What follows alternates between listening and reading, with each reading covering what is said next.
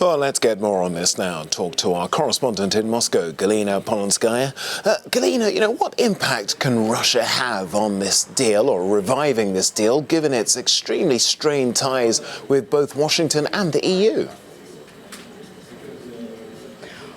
Well, Russia surely hopes that it will be able to convince all the sides in order to secure this deal, to save this deal. Next week, Sergei Lavrov is going to meet with Mike Pompeo in Sochi, and he will surely talk about it. And today he said that the situation around this deal was unacceptable, and it was the U.S. to blame. He also urged the European signatories of this deal to fulfill their obligations. He thinks that consultations are needed, and he also said that the U.S. Trying to restrict Iranian influence, those calls are unrealistic, and that they do not have any chances of success. He said that the U.S. should focus on democracy and not threatening other countries. And once again, he urged the European partners in this deal to fulfill their obligations and to start consultations. So Russia is stepping ahead and probably will try to influence all of the sides. But whether it will succeed, it is a very good question. Iranian foreign minister said that Tehran can guarantee that this deal will survive if all the parties fulfill their obligations, and he said that all what they do is legal. However, the Kremlin today said that it was very concerned. Its spokesperson told me that the situation is very serious, and many Russian politicians here today say that Iran does not have any other choice, and this deal might not survive at all. Galina Polonskaya there with the view from Moscow. Thank you. Now, earlier I spoke to Cornelius Adebar, a non-resident fellow at Carnegie Europe. He's written extensively on the nuclear deal and how it's affected relations with Europe. I began by asking him what Iran is hoping to achieve with its partial pullout. Iran wants a more forceful reaction from the Europeans. The view of the Iranians is that they've been patient for a year exactly now with the new pressure campaign of the United States.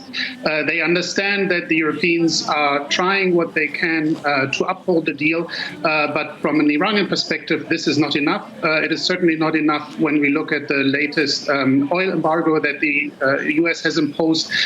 So the question is what the Europeans, Iranians can do together over the next 60 days. Now, Iran's President Hassan Rouhani has said that he will resume the enrichment of uranium. Just how far advanced is Iran's nuclear program right now? Well, right now, it's still under the deal.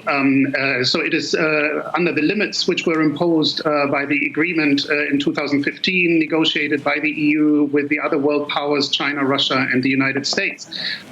So right now, it is still under these strict limitations. The Iranian government presents the latest move as still being within the confines of the deal. So I see it's a very calibrated, carefully calibrated move, not to upset the Europeans. The Europeans have made it clear that if Iran were to ultimately renege on the deal, this would have harsh consequences. So for the next 60 days, it's really a period of tense diplomacy, but we should not see an immediate breakout of the Iranian nuclear program. Okay.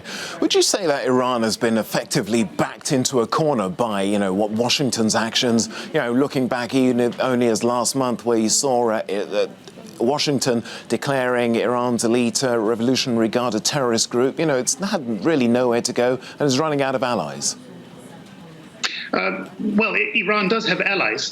Certainly in the region, it has Russia as an ally when it comes to Syria. It is closely allied with neighboring Iraq, the place that State Secretary Pompeo has just visited. So Iran is not without allies. The Europeans are supporting the deal. It's rather the United States with its unilateral abandoning of the deal, which has been isolated, except for a few regional allies Israel, Saudi Arabia, and others. But it's true, Iran is in a corner. It has held out for a year with increasing sanctions. It feels that it is in a rightful position as it has upheld the deal so far, and it sees Washington in the wrong. But still, Washington is much more powerful, as we can see, when it comes to economic relations, when it comes to finance relations. So they have been successful in increasing the pressure so far. Cornelius Adebar there from Carnegie Europe speaking to me earlier.